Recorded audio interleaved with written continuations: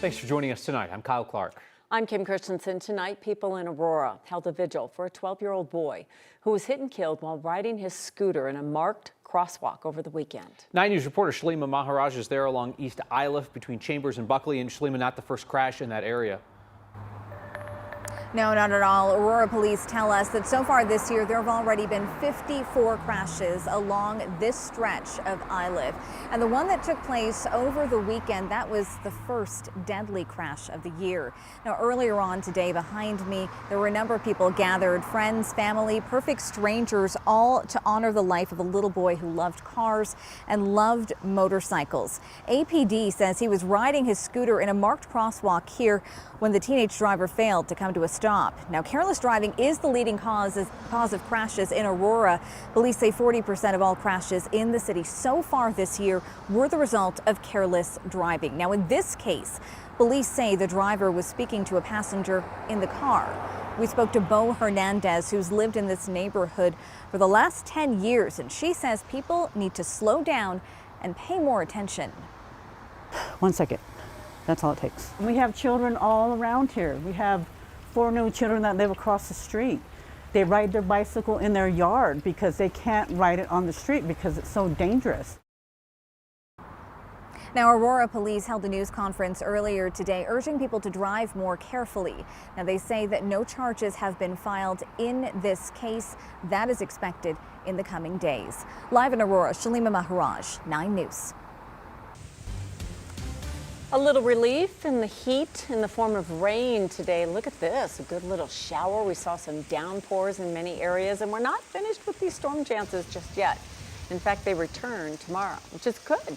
We like it. Good rinse off, Kathy. Good rinse off today. Yeah, it's great, and it's also helping firefighters in their efforts as we're watching them battle multiple fires across our state tonight, and rain is falling on many of those fires tonight. We're seeing scattered light showers in Denver, not the setup where you need a canoe so much as galoshes and an umbrella, but if you do have galoshes and an umbrella, keep them handy. You'll need them again tomorrow. The cooler temperature trend is fabulous, 60s and 70s as you go to sleep tonight with rain on the roof, and it's heavy for some of you to the west and south. We have a line of showers coming up through Lyman and Agate. Heavy rain, 1 to 2 inches from Castle Rock, Parker, back into the Highlands Ranch area. Raining on Coors Field, but the Rockies still won tonight. We've had some thunderstorm wind gust reports of 50 and 60 miles per hour, and there's still a lot going on tonight. We'll see this moisture back in play for slow-moving storms again tomorrow with, again, that localized flooding threat. So something we'll be talking about for about 48 hours. 60s now, 60s and 70s overnight. We'll pop into the 80s tomorrow, so a much cooler day coming up. Actually, Wednesday and Thursday will be cooler, but the flooding potential definitely there. We're going to talk about that and look ahead to a weekend where triple-digit high temperatures make a comeback. Tonight, search teams found the body of a missing toddler in Summit County. Silverthorne police started searching for the 1.5-year-old boy this afternoon at Willow Grove open space along the Blue River. His body was found about 5 o'clock. Investigators are talking about the circumstances that led up to his death. The mistress of a former dentist in Aurora who's accused of poisoning his wife testified in his trial today. Karen Kane told jurors she thought James Craig was divorced from his wife Angela when the two began seeing each other in February of 2023.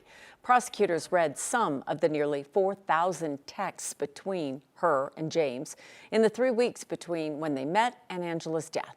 In some of those messages, James said Angela was convinced he'd poisoned her. Karen says James wrote her several letters from jail. She said she burned the first 2 without reading them, but then read the rest before sending them to law enforcement. Testimony in James Craig trial resumes tomorrow morning. Colorado's Democratic AG, Phil Weiser, is suing a sheriff's deputy in Mesa County following a traffic stop. The deputy is accused of trying to turn a college student over to ICE, and that's against Colorado law. ICE detained 19-year-old Caroline Diaz Gonçalves for 2 weeks back in June. She's a student from Utah who was born in Brazil. She was driving in western Colorado when Deputy Alexander Zwink stopped her and let her go. Then he shared her information and a description with a chat group that included federal agents. Authorities aren't allowed to share information like that without a judge's order or criminal investigation. These actions by the sheriff's deputy were for the sole purpose of immigration enforcement. He assisted federal immigration officers apprehending a driver after a routine traffic stop and where there was no relevant criminal activity. This sort of situation is the reason why these laws were passed. The AG's office has filed the lawsuit against Swink under Senate Bill 276, a civil violation for sharing personal information for ICE enforcement. The deputy has been on leave for several weeks. Democratic Governor Jared Polis is abandoning his plan to build a $28.5 million pedestrian bridge at the state capitol after he heard overwhelming opposition from Coloradans. The governor planned to build the winding walkway across Lincoln Street from the Capitol's front lawn to Lincoln Veterans Memorial Park. After getting negative feedback from state legislators, veterans, historical preservationists, safe streets advocates, among others, the governor put up an online survey last week. Polis now says more than 84,000 people participated. 94% said they did not support his bridge project. Talked with the governor about those results today. The fact that it was so overwhelming makes it very clear to me that I should do everything I can to make sure this doesn't move forward and it won't move forward. Yeah, your office is the driver of the project, so if you guys say, let's not do this, there's no way that this happened. I think so. Polis had planned to use $8.5 million in state general funds to build that bridge, with the rest of the money coming from private donations. The state has already spent an estimated $1.5 million on the design.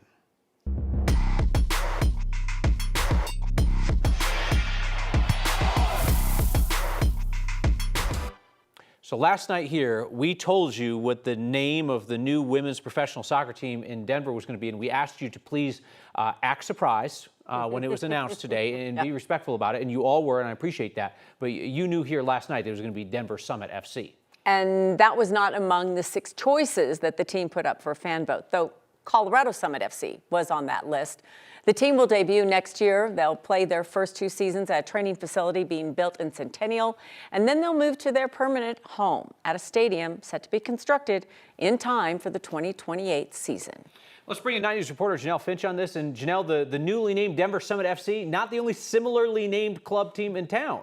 Yeah, sources with the National Women's Soccer League claim Denver is big enough for 2 Denver Summit FCs, and Denver's National Gay and Lesbian Flag Football League team that had the name first agrees.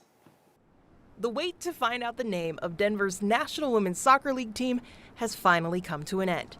And to the National Gay and Lesbian Flag Football League, it's oddly familiar. That's correct. Jody Turner is the director of tournaments on the NGFFL National Board. She says Denver Summit FC is the name of the travel team for the Open Division. Denver Summit Football Club, the flag football team, has existed since 2008. Denver Summit FC, the National Women's Soccer League team, has existed since July 22nd, 2025.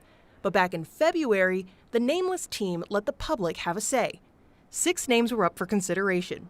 Denver Summit FC wasn't one of them, but Colorado Summit FC was. President Jen Millay says Summit was a clear favorite, and Denver speaks to the stadium's location. Denver will be the home of the second ever stadium that's built for women, and we really wanted to recognize that and honor that and celebrate, Denver being the home of the stadium. Turner says after sitting down with the marketing company representing Denver Summit FC, changes to the flag football's team's name aren't being forced. They didn't seem very interested in that, and there was more of an interest on, hey, how can we partner together, to benefit both of our organizations, and how a partnership with another professional sports organization could really, provide extra visibility to LGBTQ+ athletes in the sports area. So for now, Denver will be the home to 2 Denver Summit FCs. Because at the end of the day, we all love sports, and sports is about community. Now, as you just saw, the Instagram handle Denver Summit FC does currently belong to the flag football team.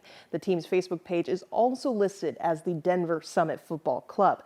Turner says social media handles weren't discussed at this meeting, but did say more meetings are likely to come. Janelle Finch, 9 News. Meanwhile, Colorado's professional ultimate frisbee team is like, yeah, we'll change the name. You can take the Summit thing. That's cool. So the team formerly known as Colorado Summit says they will make a change. They said having the same name as the new soccer team would create confusion. We both agreed, even if it's Colorado Summit and Denver Summit, that there'd be some confusion, and just to clear things up. So the Ultimate Frisbee team, formerly known as the Colorado Summit, says they will rebrand, says the soccer team will help them out with that. You can read into that what you will, and you can actually learn more about how they're trying to gather ideas for their new name in this article on 9news.com.